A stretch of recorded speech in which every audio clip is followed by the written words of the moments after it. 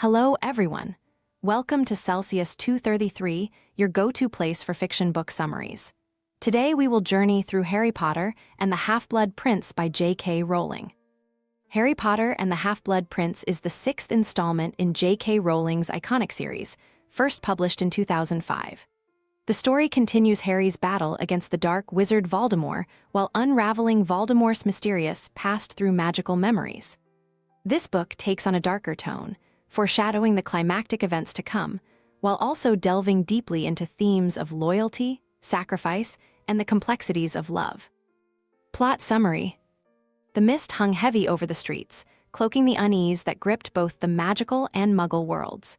In the office of the Muggle Prime Minister, the unwelcome visit of Cornelius Fudge, ousted as Minister of Magic, and his successor Rufus Scrimgeour brought chilling news. Voldemort had returned to power, and his influence was spreading like a dark tide, leaving bridges destroyed, innocents murdered, and fear festering. Even as Scrimgeour offered reassurances and security measures, the shadow of war loomed, and the words of these wizards left the Prime Minister in quiet despair. Far away, the chilly air wrapped itself around Spinner's End, where Narcissa Malfoy, desperate to protect her son Draco from the dangerous task assigned by Voldemort, sought Severus Snape's aid. Joined by her sister Bellatrix, who mistrusted Snape's loyalties, Narcissa begged him to protect Draco.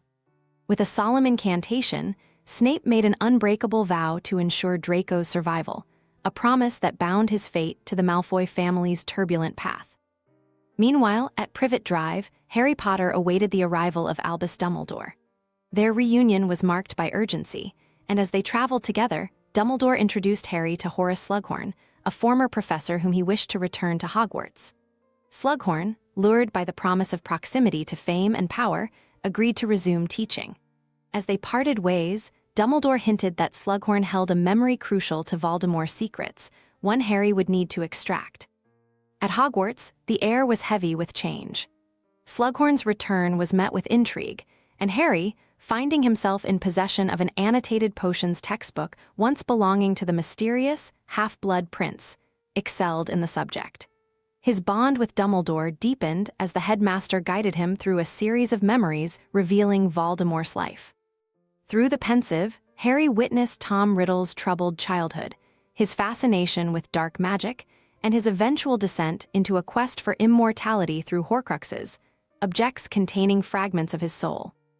While Harry delved into the past, the present offered its own challenges.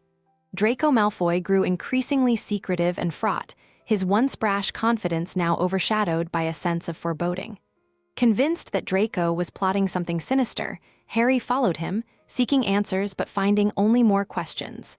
Meanwhile, tensions brewed within Harry's close circle. Ron Weasley and Hermione Granger struggled with their burgeoning feelings for each other, while Harry himself wrestled with his growing affection for Ginny Weasley.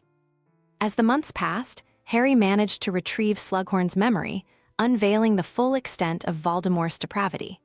The memory confirmed that Voldemort had created multiple Horcruxes, rendering him nearly invincible. Dumbledore, weary but resolute, began searching for these cursed objects, knowing that destroying them was the only path to defeating the Dark Lord. As the school year hurtled toward its end, the threads of the mystery began to converge.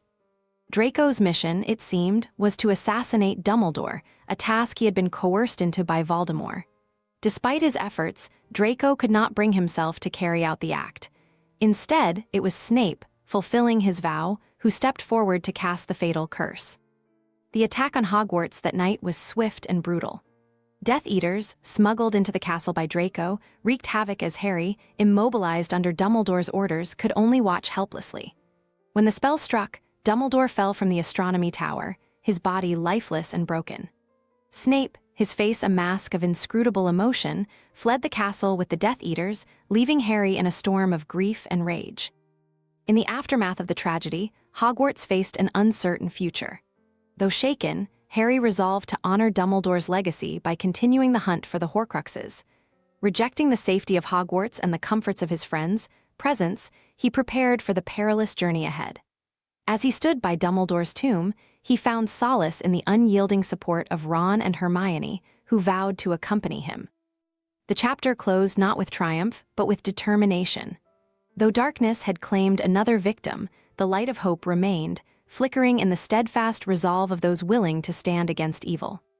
The path ahead was treacherous, but Harry, bearing the weight of both loss and purpose, took his first steps toward the final battle. If this book pulled you in, don't stop here. Explore the rest of Harry Potter series by J.K. Rowling. Check the description or search Celsius 233. Remember, while our summaries capture the essence, they can never replace the full experience of reading the book.